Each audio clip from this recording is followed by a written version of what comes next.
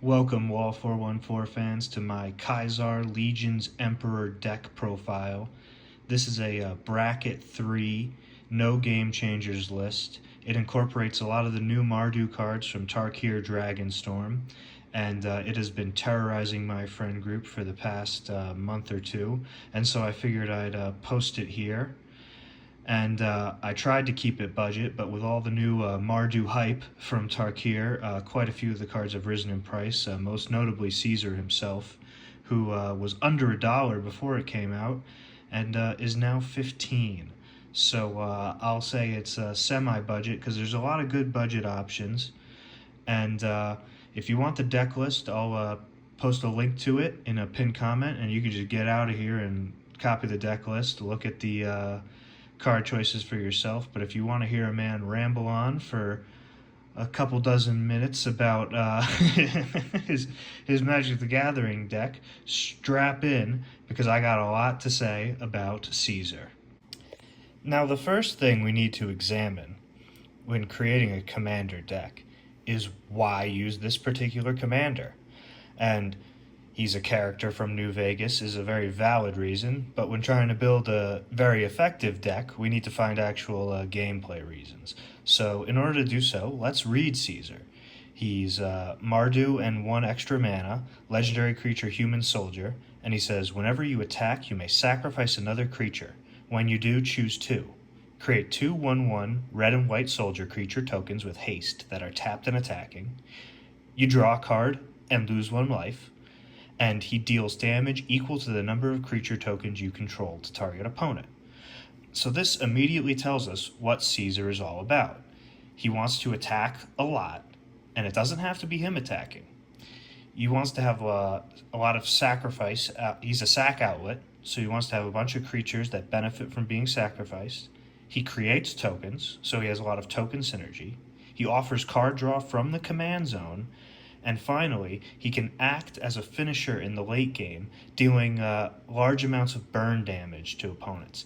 And I've won quite a few games with this deck, and I think every single one has been won with Caesar's effect. Now, another thing you need to realize about Caesar is that he is a very active commander. He goes and executes your game plan. He's triggering when you attack, he's sacrificing your creatures, he's creating tokens. And let's compare that to another popular Mardu commander, who will be seen in the 99 here, Isshin, 2 Heavens is 1. Isshin says, if a creature attacking would cause a triggered ability of a permanent you control to trigger, that ability triggers an additional time. Isshin is a value commander. He adds value to things your deck is already doing. Meanwhile, Caesar goes out and he's an engine. He does those things for your deck. So you need to realize that you're playing Caesar and you're not playing Isshin, and that he is going to be cast from the command zone quite a bit, and your deck is going to be operating a lot more smoothly because the commander's running that engine. But conversely, your commander isn't going to be giving you as much value as Isshin would. So you need to be aware of the drawbacks of that as well. Another commander to compare Caesar to is Teysa Karlov. Teysa Karlov has the same ability as Isshin, except it's a creature dying instead of a creature attacking. And then also, Teysa gives creature tokens you control vigilance and lifelink. Teysa would seem to be a little bit better, because she not only adds value, but also operates somewhat as an engine, giving your creature tokens vigilance and lifelink.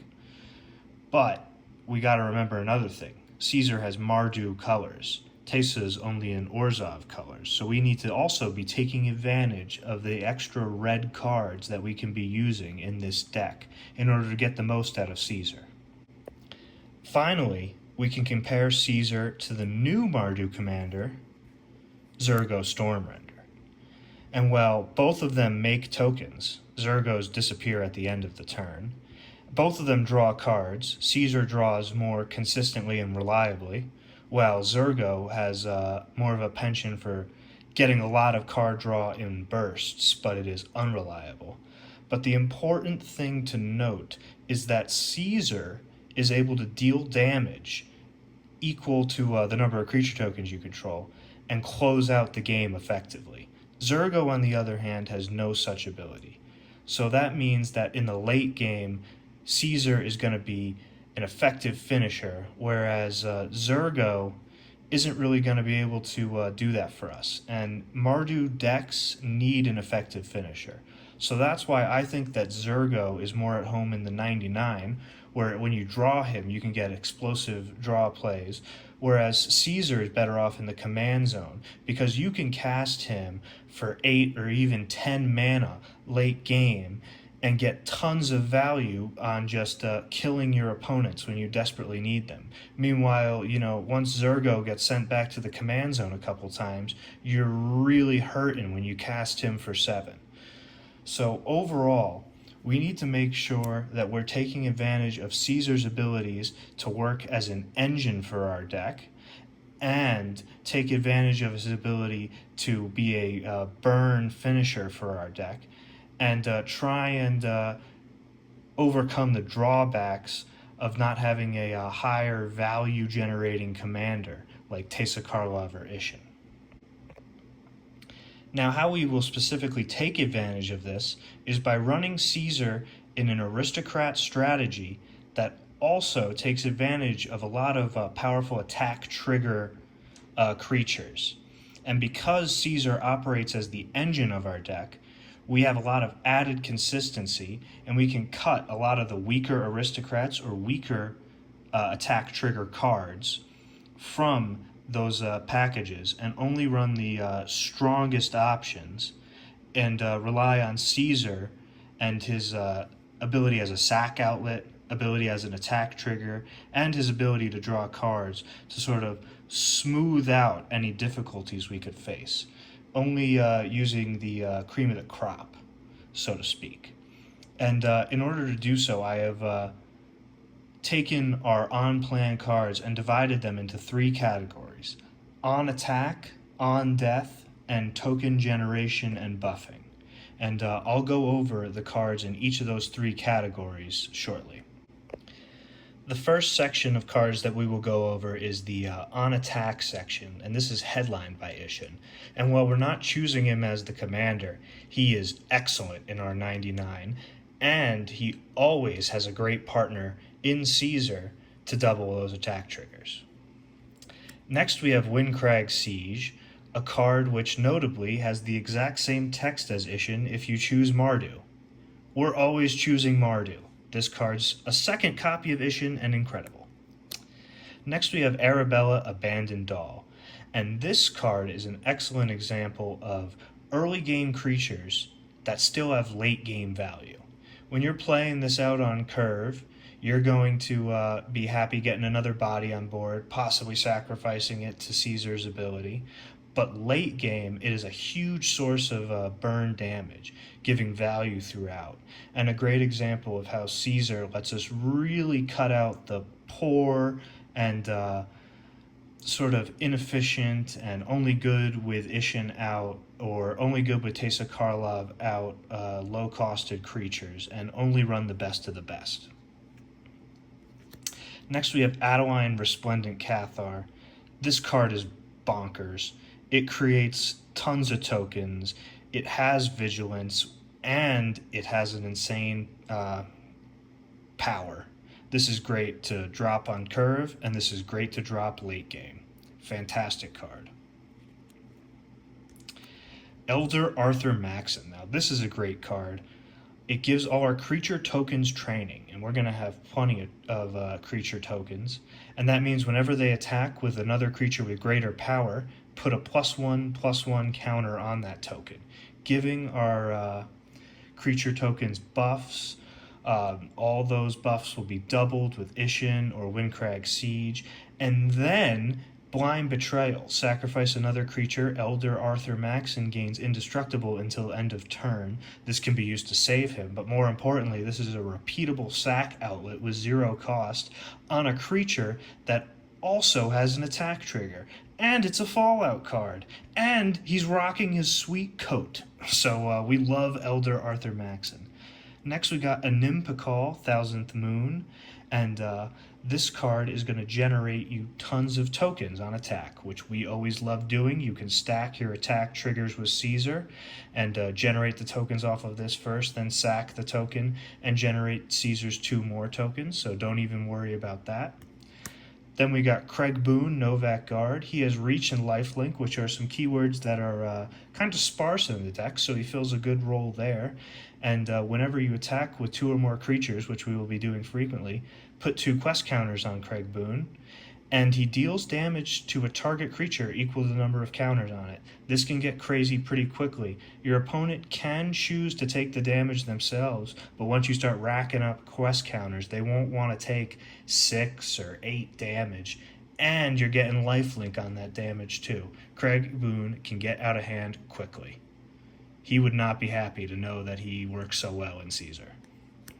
Starry-Eyed Skyrider, another new Tarkir card. It has flying, and whenever it attacks, another creature gains flying. That trigger can get doubled, and most importantly, attacking tokens you control have flying. This gives your tokens some much needed evasion, can really help you close out the game. And then also early game can give, for example, Caesar flying and let him swing in. Another card where you don't mind playing it turn 3 and you love playing it late game. Zurgo, Thunder's Decree. He's got a lot of words on him, but I just treat him as a 3-mana 2/4 that creates 2 tokens on attack, and you can once again stack those triggers with Caesar, and you need lots of token generators in here, and Zurgo does a great job at that. Nayali Sun's Vanguard gives our attacking tokens double strike, and gives us a little card draw, fake card draw, by exiling the top card of our library. So it's a great combo. Card draw and buffing all our tokens. We love this card as well. Company Commander. This one's really good. You create a number of 1/1 soldier creature tokens equal to the number of opponents you have. So you play them and you get tokens. You can sack those tokens with Caesar right away.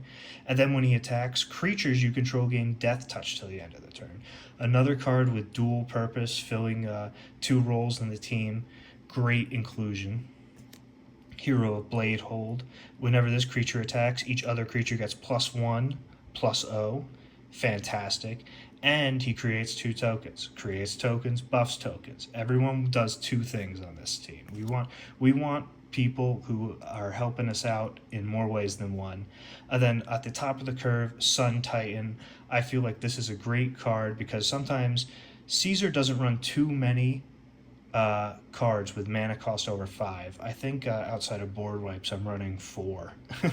And Sun Titan's one of them because it generates tons and tons of value, and you'll notice we have tons and tons of creatures, like Ishin for example, with a mana value 3 or less, and bringing him in late game can give you that value you need to close out the game.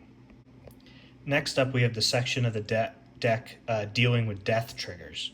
And this is headlined by Teysa Karlov, much in the same way that the previous section was headlined by Ishin. As a member of the 99, she still gives incredible value when you draw her. So, a great inclusion. And now we have plenty of effects like the Mirkwood Bats. Whenever you create or sacrifice a token, each opponent loses 1 life. Bastion of Remembrance. Whenever a creature you control dies, each opponent loses 1 life and you gain 1 life. And this keeps on going on. Nadir's Nightblade is for tokens specifically. Elas Il-Kor gives you 1 life when creatures enter, and each opponent loses 1 life when creatures die. Cruel Celebrant drains them when any creature or planeswalker, we're not running any, dies. Zulaport Cutthroat, probably one of the more famous ones, just any creature you control dies. Blood Artist is any creature dies, not just controlled, but you only get a target player. Very famous card. And then Goblin Bombardment, a nice red card that Aristocrats usually doesn't get access to. It's an infinite sack outlet, lets you sacrifice a creature and deal 1 damage to any target. Man, Teysa would love to have run this in her own decks, but she can't. Caesar, on the other hand, can, so we enjoy this one. And now we're going to go to the section of death triggers that deal with draw. We talked about how, well, Zergo is an engine. He's not quite as good an engine as Caesar, but we still love to draw him because, man, that ability can draw you a lot of cards. Another new Tarkir card, Hardened Tactician. It unfortunately costs a mana to sacrifice a token, specifically to draw a card, but still absolutely cracked. You can do that repeatedly. Team up with your drain cards we showcased earlier, draw a bunch of new cards to replace those tokens. Fantastic addition. The Morbid Opportunist, classic. Whenever one or more other creatures die, any creatures draw a card, pretty much an auto include. Deadly Dispute, sacks a creature to draw 2 cards and create a treasure token. Nice little extra bit of draw. And Skull Clamp. I don't know if there's any card that's more of an auto include than this one. Fantastic card. Equip it to your creature. Equip it to your 1/1 token. It dies. You draw 2 cards. Equip it to another 1/1 token. It dies. You draw 2 cards. If you didn't know. And then finally, this one's a little unique. It's the Tithe Taker. He's a 2-mana 2/1, and when he dies, you get a 1/1 white and black spirit creature token. So you might think, oh, that's probably more at home in a Teysa Karlov deck. But also, during your turn, spells your opponent's cast cost 1 more to cast. And I really like that ability. I really like that ability early game because it can sort of protect your guys from removal when everyone quite hasn't ramped up and fixed all their colors yet. Can't exactly save that. No one really plans to save that 1 extra mana. And then late game, you can plop this on the field. And even late game, sometimes opponents will just be like, oh, I'll save 2 blue pips for counterspell. You drop Tithe Taker, and then all of a sudden, they can't cast that counterspell late game. So there's the on-death triggers. Love all of them.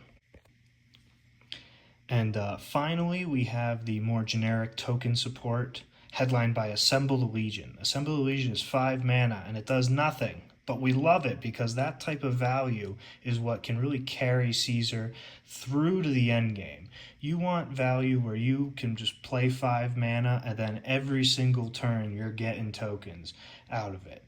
And Assemble the Legion also fits super well with the theme, too. At the beginning of your upkeep, put a muster counter on Assemble the Legion, then create a red 1 and white 1/1 soldier creature token with haste for each muster counter on Assemble the Legion. This card gets out of hand fast. This card is a bracket 2 and bracket 3 beast. And then we have Thalice Reverent Medium, also 5 mana, much in the same way of Assemble the Legion. She will just create insane value. At the beginning of each end step, create X 1/1 white spirit creature tokens with flying, where X is the number of tokens you created this turn. Oh, where have we seen that before? Teysa Karlov, Ishin. Well, Thalice is that for tokens, and it is welcome in this deck. And the tokens have flying. We love that. Secure the Wastes. Classic token generation. We love tokens. Patrolling the Mojave almost makes you wish for a nuclear winter. Loyal Apprentice. Fantastic early game token generation, and late game gives you a little extra oomph to get over the edge. We love Loyal Apprentice. Campbell, Profiteering Mayor. This is a fantastic bit of token generation because we're generating 1/1s, but Campbell can sometimes steal some impressive tokens from your opponents. Whenever one or more tokens enter the battlefield under your opponent's control, for each of them create a tap token that's a copy of it, and this ability triggers once per turn. So that's fantastic token generation, and that transitions us into the next generic token support category, Impact Tremors, because he has the effect whenever 1 or more tokens enter the battlefield under your control, each opponent loses 1 life and you gain 1 life. Yeah, that adds up and works well with all of our drain from earlier. Thunder of Unity lets you draw 2 cards and you lose 2 life, and then gives you an Impact Tremors for the next 2 turns. But even better, you gain the life. It's better than an Impact Tremors. One of the new cards out of Tarkir, and I like it. Very cheap include. Here's the classic Impact Tremors, and we got a few more Impact Tremors-like effects, such as Corpse Knight, And now we have some token buffers. McCready, Lamplight Mayor. If you remember the Starry Eyes Skyrider, he has much the same effect, giving our creatures with power 2 or less skulk. And he gives a little extra drain too if people want to attack with creatures of power 4 or greater. And Intangible Virtue for just 2 mana gives all our creature tokens +1/+1 and Vigilance. This really helps out with our defense and gives a nice buff for only 2 mana, so I really like including it in the deck. Now that we've gone over the deck-specific plan, I'm going to go over some of the more general categories. Ramp, protection, removal, lands, and things of that nature. And we're going to start off with the beautiful Fallout Sol Ring, because of course we're running Sol Ring. Arcane Signet, the Fallout one is in the mail. Then we just run the 3 Talismans and the 3 Signets. Next we're going to go over the board wipes. First off is Ruinous Ultimatum, and I would say that this card is pretty much mandatory in every Mardu deck. It is insane. Destroy all non-land permanents your opponents control, and it has Caesar in the art. Oh my goodness, what a card. One-sided board wipe, we love it. Vats. Now, Vats is another... Vats is kind of bridging the gap between board wipe and single target removal. But the important parts are it has split second, so your opponents can't respond, which is really comes in handy. And it allows you to choose any number of target creatures with equal toughness, destroy the chosen creatures. This is very effective at clearing boards for your token armies to come through. Martial Coup isn't exactly a one-sided board wipe, but in theory, you should be left with 5 1/1 white soldier creature tokens, and that should leave you better off than the opposition. Similar to is Blasphemous Axe. You should be casting this for 1 mana, and then you get to build up your board again first. So it's not exactly a one-sided board wipe, but it effectively is. And then finally, Vandal Blast. It has some nice Fallout art, and we get a little bit of artifact hate, so that's important to have. Here is our single target removal. Path to Exile, obvious include for any white deck. Swords to Plowshares, much the same. I went with D-Spark because I really like how it exiles the target permanent, and the mana value 4 or greater isn't that big of a hindrance for single target removal. And I really like how it only costs 2 mana, because then for Anguished Unmaking we have to go up to 3 mana, and it has no such restriction, but that 3 mana is a little tough, and I don't like running too much 3 mana single target removal, so that's all we got. Here's the protection that we're running in the deck. I've noticed a few videos saying Lightning Greaves and Swiftfoot Boots are overrated, overhyped.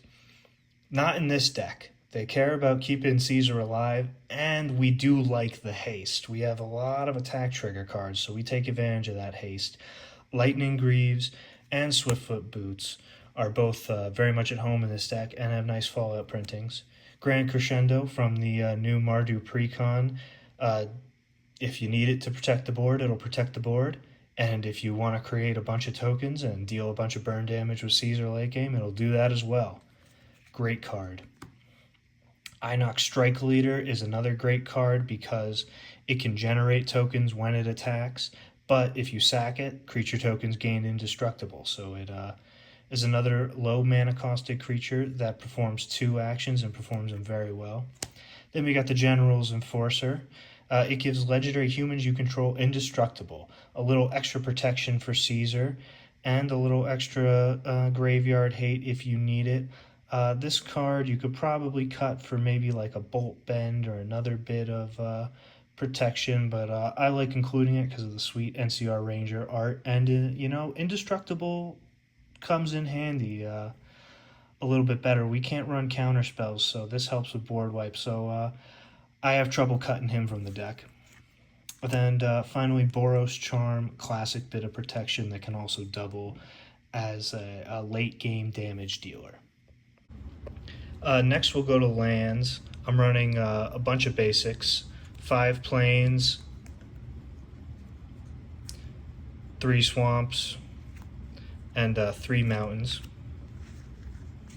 And then I'm running a bunch of good basic searchers. Ash Barrens is a good basic searcher. Shattered Landscape is a good basic searcher because they can both be tapped for colorless. Myriad Landscape ramps you, so that's pretty good. Then if you're going to cut some cards, I'd cut Terramorphic Expanse or Evolving Wilds, but to keep the land base a little bit more budget, I figured I'd put them in here. Also, I figured I'd mention the auto-include tap for every color lands, like our Command Tower, our Nomad Outpost, Path of Ancestry, and Exotic Orchard. These cards are probably also auto-includes in any budget 3-color mana base.